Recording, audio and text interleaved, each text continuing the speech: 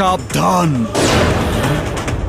এই হাত শুধু এক পরিবারের প্রয়োজনে ওদের উপর ব্যবহার করেছি, আর এখন বাবুনগরের হাজারো পরিবারের প্রয়োজনে ব্যবহার করলে পরিণাম কি হতে পারে বুঝে নে। এই, তুই আমাকে স্বীকার করবি? তুই? ফুহ! আরে কুকুর কখনো বাঘ শিকার করতে পারে না। এই পৃথিবীতে কে কখন জন্ম নেবে আর কে কখন মারা যাবে তার প্রতিটি হিসাব ওই উপরওয়ালার হাতে, তোর মতো শয়তানের হাতে না। এই বাবুনগরের ইতিহাসের পাতা উল্টে দেখ। এই এলাকার মা বাপ আমি, এই আসলাম সওদাগর। তবে অবৈধ সন্তানের। শোন, ইতিহাস সৃষ্টিকারী কখনো জানান দিয়ে কিছু করে না, বুকের সাহস থেকে তার জন্ম নেয়।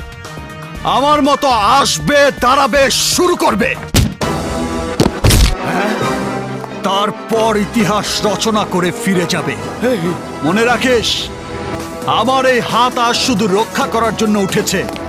যদি ধ্বংস করার জন্য ওঠে তাহলে তুই সহ তোর ছেলেরা, এমনকি তোর পুরো বংশকে আমি নির্বংশ করে দেব।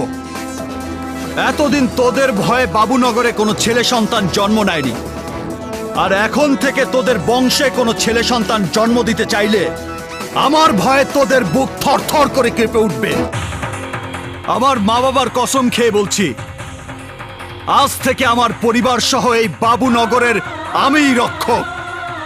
আজকের পর থেকে এই বাবুনগরে আর কোনো লাশ পড়বে না, আর এটাই রাজা বাবুর হুকুম।